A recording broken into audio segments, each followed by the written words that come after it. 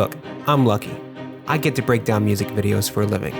And I need you to see this one. It's called Eye for an Eye for Sawyer Hill. And I gotta say, it's crisp. We got dudes on fire, a labyrinth of sticks, mini treadmills, aero vests, and instruments that bleed.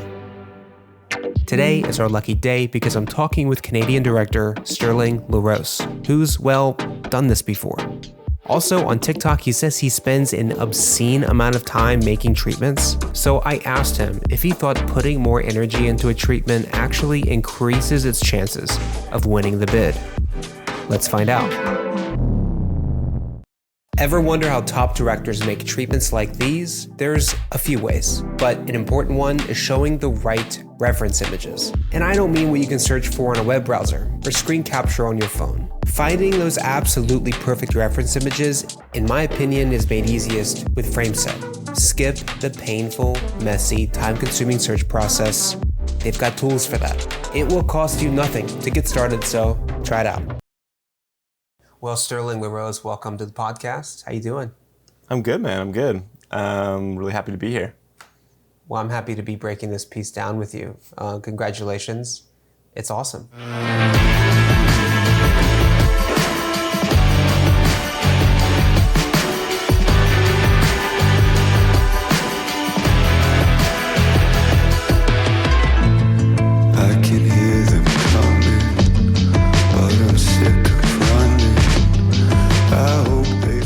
Yeah, it was a super fun one.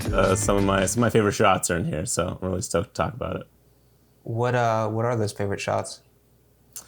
It's a mixture. It's like we had one big studio day where we did, I would say, like most of the video, kind of our indoor more studio setups, and then we did a on location day with all the black and white location stuff.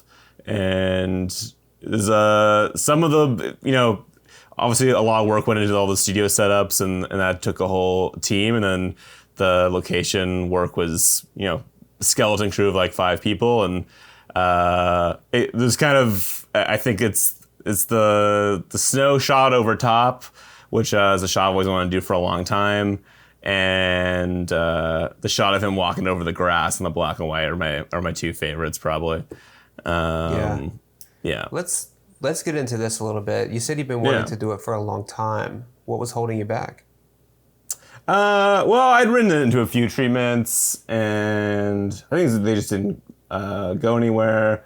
And years ago, I did try to do kind of a similar effect, but it was more of a video that mixed a lot of like animation and stuff. So we technically did it, but it was a bit different and learned some lessons on like how to do it, even though we pretty much did it the same way, which was, a doorway dolly on, I think we did 20 feet of track, and we had Sawyer, lay down pretty much, a 2x4.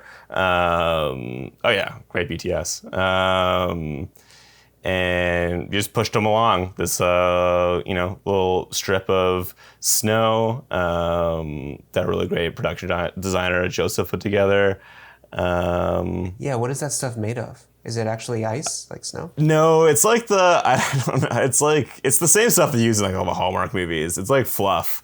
And when the studio lights are on and you start putting it down, it doesn't look like snow at all. Or like it kind of just looks. You're like, oh, is that gonna look good? And then once it gets all lit, it looks great. Joseph also had like he had some stuff that was like a little shinier too that he sprinkled in. He had to do all the art prep in like 3 days, I think. So our options were kind of were limited, but like it worked fantastically. Like once we saw the frame, it was like that looks perfect. Yeah, that's awesome. The blood's cool. Yeah, the blood's really fun, and we were just splattering it from like a paint bucket on. Actually, it was Sawyer's idea to try to do it like while we did the take, because originally we were just going to do like a clean pass, and then we were just going to bloody it all up. But then Sawyer thought, like, why don't we try to like have some people follow the dolly and like flick blood on the snow? And that take ended up getting in. One ends up hitting him right on the side, all crazy. I know. So sick how that happened. When that happened, were you guys like, okay, let's like what happened?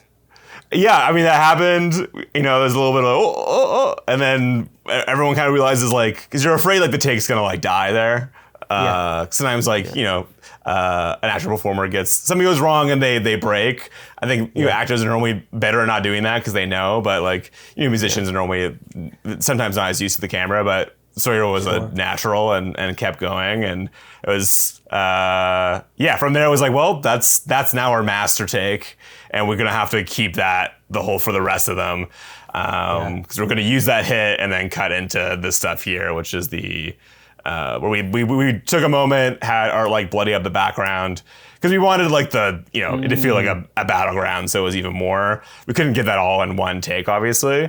But yeah, I always wanted to do the shot. It was just it's based off of a shot that's in Gladiator a couple times, where Russell Crowe's like hovering above the sand. It's like a different format where we're like tilted. Yeah, that is. Yeah.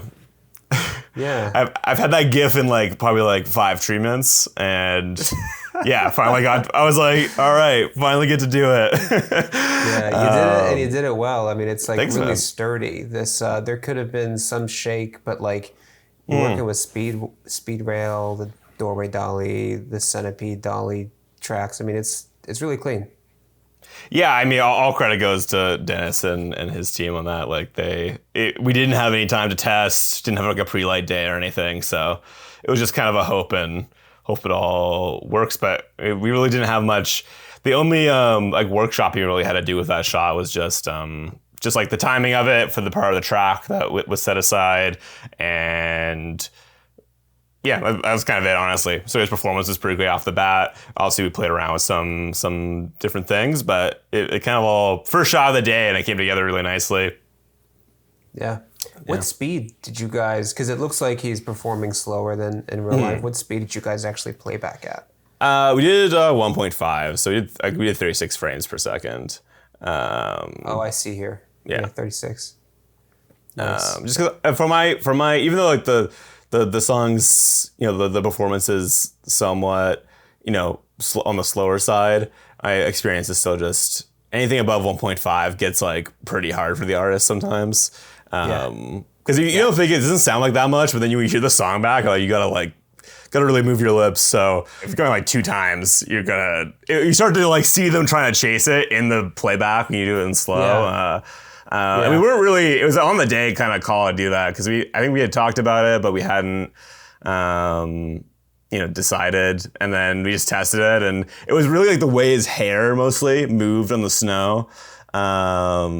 Just it kind of like wiggles around, and that, which we also were worried about, because we were worried his hair was going to mess up the snow. So we were going to like try to get him, have his hair clear so it didn't drag, but it's kind of the best part of the shot. Now that once we did it, we're like, that's like the coolest part. It really, otherwise it might feel like green screen, which we really didn't want to do. It definitely like blends him into the background and makes it all feel pretty real.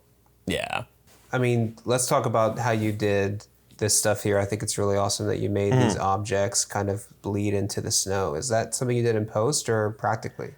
Yeah, it's so we shot the guitar and the mask and the katana practically on the snow.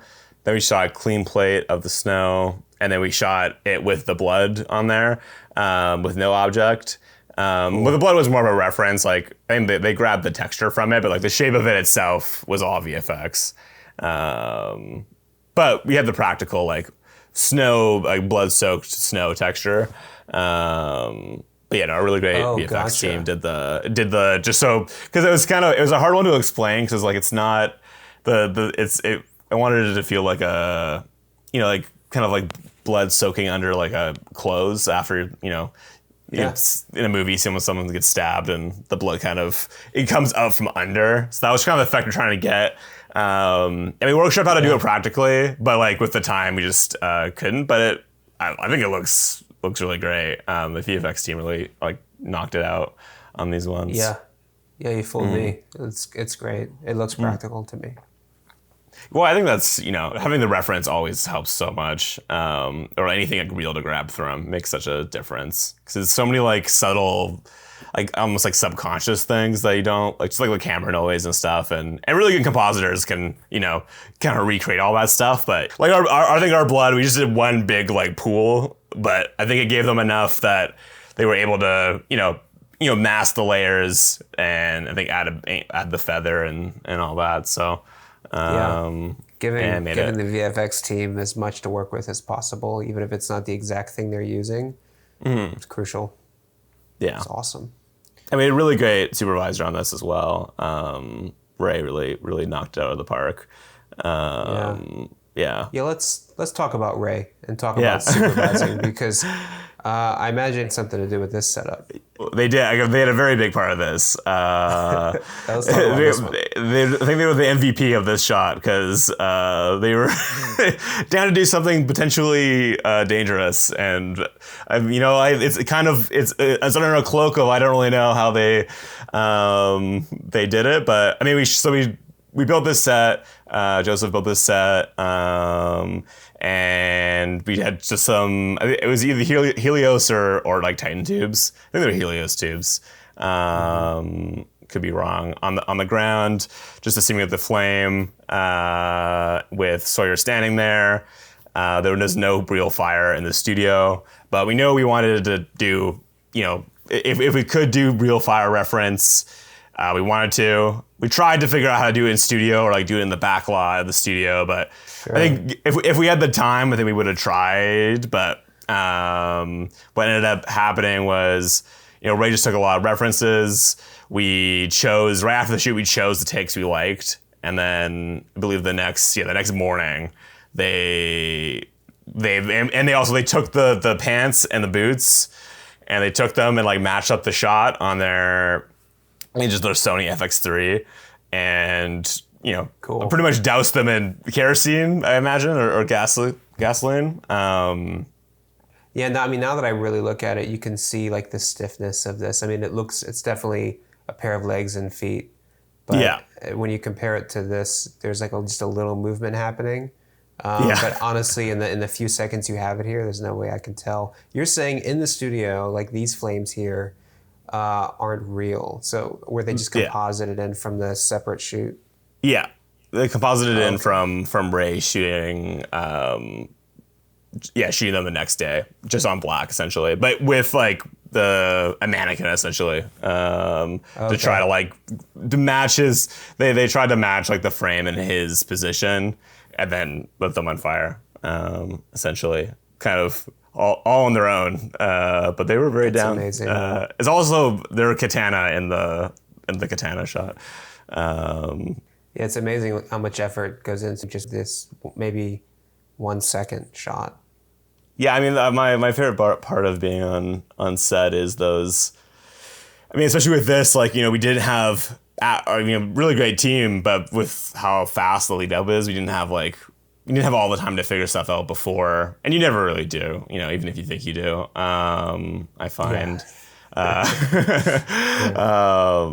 So I love the problem solving on set, and like I don't know, this day went. Other than a couple of things, obviously, went wrong. We problem solved, but like I think we always pivoted really fast, and for example, like this scene.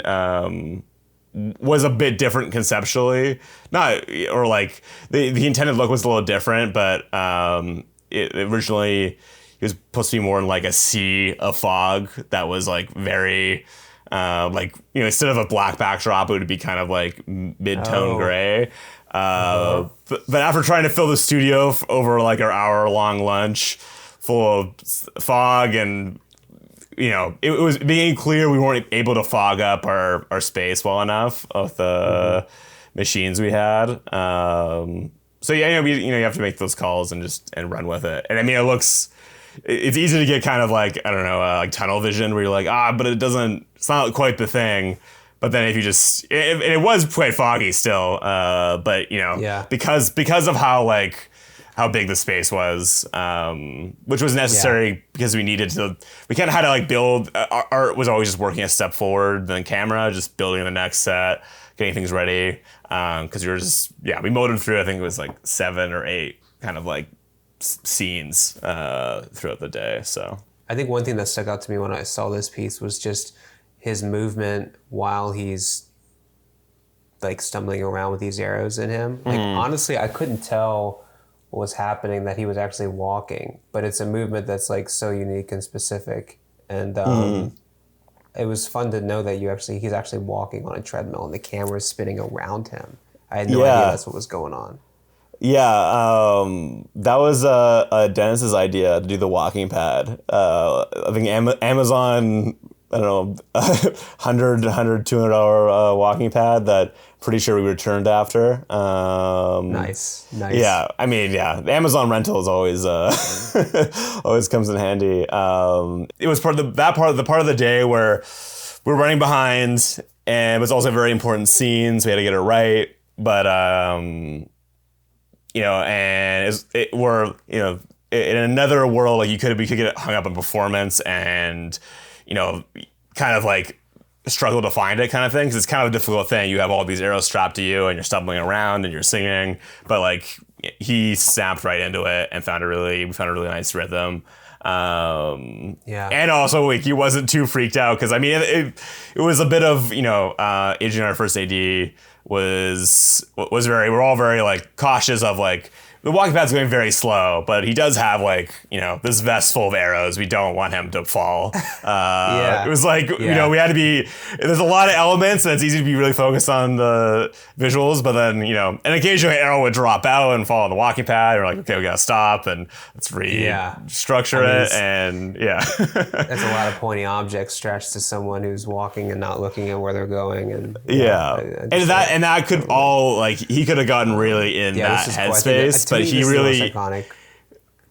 Yeah, I love this shot. It's I was so giddy to be able to shoot this. It just looked so cool. And our Joseph there and our stylist Nick work together at Nick's in LA, and it's like Sawyer's stylist all the time. So working remotely just a few days before the shoot to figure out how this is the outfit, we're going to poke holes into it on the day, and Joseph, our production designer, is going to make the vest, and he's going to figure out how to strap all these arrows in. And you can see here, Joseph kind of figured out this, pretty much just bolt. I think it's like, I don't know, it's not like a it feels like a bullet, it looks kind of like a bulletproof vest, but it's just some sort of tactical vest thing. And that I think either he sewed a back plate into, or already had a bit of a back plate, and then he was able to put all of these bolts through, which is like washers. So sick. And then cut all these arrows in half, and they were hollow, and they fit in like pretty perfectly. So the process was like putting on the. Sorry, I can just keep yapping, but no, keep yapping, please. Yeah. I don't know. Couldn't have pulled it off better, because it just looks fantastic. And it really does, man. Yeah. I mean, to me, it's like the most iconic piece of this puzzle. I hope they find me. Hunters become hunted. Yeah, man, I love this Kintsugi face that you guys did. Talk to me about this. Yeah, that was the goal was like, okay, how much can we do practically, and then and then it's elevate it and do the things we can't do with CG. And we didn't have time to make prosthetics. Like 3 days pretty much was the time I think Mikey had, who was the makeup artist on this, and just killed it. And like the night before was like sending me some tests just on himself with a couple of different methods to like mainly focus on getting like the gold right. And then we did some like quick sketches of like how it might form in his face, obviously with like just kind of trying to follow like some natural guiding lines. I think the method he ended up using, one was like using hot glue on like hot glue, letting it dry, and then painting it gold, and then pasting it on.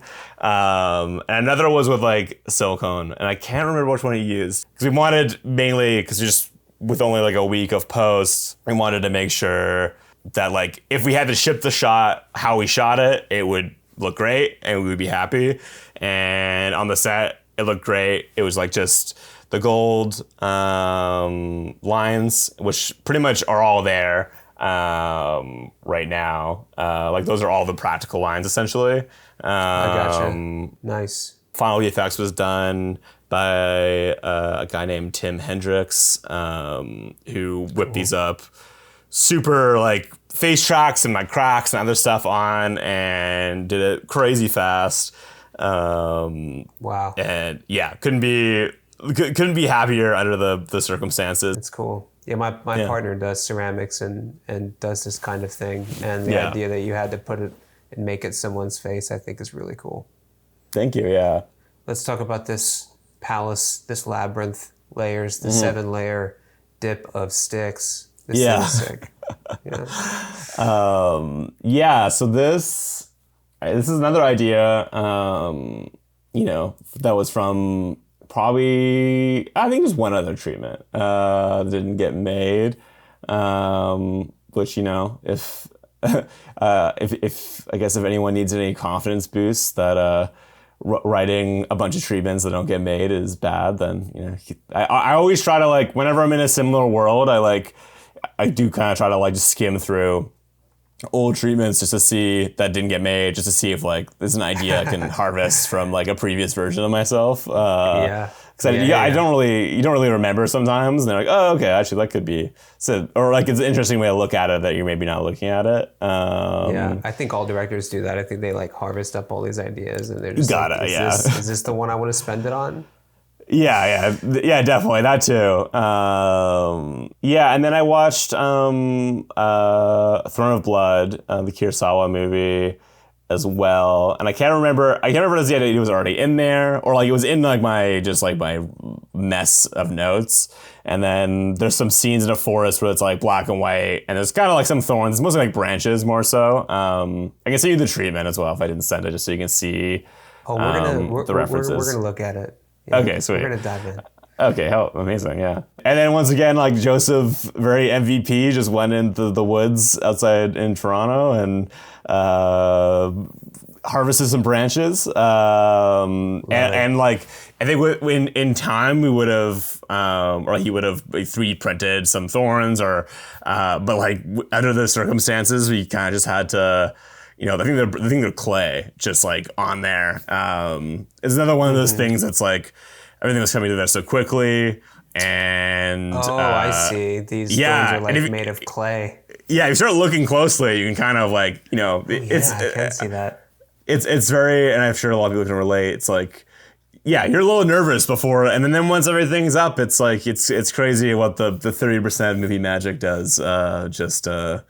With the lighting and camera does so much to sell things. Even though they looked very cool on set as well, but I was like, transparently a little like worried about the thorns. But kind of every scene, we had like one conversation and some texts back and forth. Like it wasn't really, like Joseph and Dennis. Everyone's just like running around just to get everything together in time. I think we didn't book our lenses until, a day before or 2 days before. Wow. And we were trying to hunt down. So we wanted to shoot an LF at the large format feel. And we were trying to find like, we didn't get our dream lenses, but like, that was okay. But then I was also like, we want to do a probe through it. Obviously probes wide. And by the time we kind of realized that in prep, it was kind of too late to change anything. Because initially, we were seeing kind of all our frames, of the branches. Oh. We were seeing like all the ones in the back, we were seeing quite heavily. And so then the art team, we were rushing just to tape, gaff out parts or frame out parts a little bit or bring them. We just kept kind of bringing them. We brought them as close together as possible. So, but I think in the final, you can probably still find a few of the 2x4s somewhere in there, kind of faintly in the back. I'm looking. Oh, you know what? Oh, I can see a little vertical line here. Yeah. That would be Yeah. one there for sure. Yeah. But barely. Again, man, we're talking, and this is fun. I love doing this, but we're talking about things that like no one else is gonna see. Which is Especially- great. It's just good to know no one notices. 100%. Yeah, and- I can see the frames back there now that you say that when it flashes. Yeah. Oh yeah, right there. Yeah, right. Especially, and we probably could have like if we had longer in post, we probably would have maybe painted that out with VFX. There was a point where they were all so visible, and like I didn't even know. I was like, I didn't even need to ask, but I was I think Ray was looking like nervous because I think they were waiting for the question of can we paint these all out? And it's just like a million thorns. It would have been like the worst roto job of all time. Crazy roto job. Yeah. I mean, lighting goes so far. What about this shot here? This lightning shot. Is that film supply? That one is. I think it's artless actually, but yeah, it's stock. You got to do it every now and then. You gotta do it sometimes. Sometimes you just need a little lightning. I was last minute compositing a version of lightning in one of the wide shots from the shoot, like an hour before color, and I had to give up. But that's okay. It's 1 second. It didn't really. And I mean, it's a really dope shot. I wish I could show it at the DP on that, but. Let's talk about the Wilderness Day, on location day. Skeleton crew. How far did you guys have to hike with gear to get to places like this? Dude, nothing. Cool. I live in Vancouver on the west coast of Canada, so I've always loved shooting in Canada, and also budget wise always helps a little bit. Stretches a little farther up here because of the conversion. Sure. So that was very helpful, and so Toronto seemed like the place. It was like most of this is studio. But then there was a big question mark of like, beautiful locations is also a really big part of it. And, it became like, okay, what if we do like one day in Vancouver? Like I'm here, we could do like a skeleton crew. And I think a lot of like artists or teams or labels would have just said like no to that. Just because of like the logistics and like, Sawyer was he's tired from tour and stuff. And I wouldn't blame them, but they were super down. Didn't take much convincing once they saw, or much convincing at all. I think we pitched it with some photos of both, and I think they just were like, I think we have to go to the beautiful spot, and this is specifically Pitt Addington Marsh, which is like an hour outside, hour 20 minutes outside Vancouver. Nice. But you can see here, there's kind of like dirt roads everywhere, and it's very accessible by car. I think the most we had to walk was like 15 minutes, and it wasn't like uphill or it wasn't tough with gear. And I've definitely done that before, but like we didn't have to. And I mean, that shot's 5 minutes off the road, That's essentially. amazing, dude. Yeah, which is like Wow. so lovely. It was a really nice chill day, and we probably shot way more than we needed because it was very much a bonus day, more or less. I mean, there's necessary aspects of it. I think we needed this element, but we could have probably shot it all in a couple hours what we like needed, but then we were like, we might as well shoot for, a solid chunk of the day and go at a nice pace. So yeah, it was really fun. So let's talk about the treatment. You say on TikTok that you spend an obscene amount of time on treatments. So we got to break this one down. And I think my biggest question about this is like, does more time spent on a treatment equal higher chances of it winning the bid? Yeah, that's a great question. The concept's the most important. I mean, like if someone has a 10 out of 10 concept that is like you hear it in the very like script pitching kind of one-on-one way, like if the log line sells it to like immediately, then it doesn't, you don't have to have like a 30, 40 page treatment to maybe back that up. Doesn't hurt, obviously. Sure. But, and then like, it's a 50 page, everything's laid out so well, and there's like some storyboards in there, and you've done a lot of work, 50 page treatment, with some really solid ideas, some really good ideas, like would be a great video, let's say for a music video. versus a 10-pager that has like such a smart, perfect concept that like no one else would have really thought of. Like I think the 10 page is going to win. Sure. I did some like judging for like a grant a couple years ago for like a music video award here in Canada, or like a music video grant, and like I'm always excited to read someone else's treatment because I'm like, what is it? Like, how do they do it? Because it's and normally it's like, okay, they kind of have the same, like, do the same kind of pages, but then sometimes you see someone else's and you're like, oh, that's a good idea to do, to kind of pace it out like that or focus a section on that. So yeah, but I always have a hard time not going kind of ham. It's just a little... It's almost, I get frustrated with myself because I'm like, I need to get it done. And normally you have like, I don't know, like 2 days. But then it's like, it's not like those, you get the email, you got to submit in 2 or 3 days. And you obviously, I got other stuff going on, other projects. So it's like, you're just trying to like fit it into there. Then, I end up spending way too much time. Well, it's not too much time if you win the project, because then right. Everyone's you have a really solid thing for everyone to go off of, and that's how I always think of it. But because it's great, like having this, whenever the team's like, oh yeah, it's super clear, like everything is super clear from the treatment. I really get the vision. I get what we need to do. That's a really nice place to be off the top, and then you can break it down to more decks later, and obviously you shot list everything out or storyboard or whatever. But it's nice having like a guiding light for everyone that's like already really nice and very detailed. The time spent though is not always. It's hard to say. I don't know. It's hard to say. I've tried to like get more. I guess like it depends on like how much you're pitching and like how much you're winning and kind of like where you are in the space, whether it's commercial or music videos, like, and how much you want like a certain project, Like I really wanted this one. I really loved the track. I really loved the vibe. And I was like, I got to make this. So I really went hard. But I mean, honestly, I go this hard on almost every treatment. It's a lot of time. Like gathering more references than I use.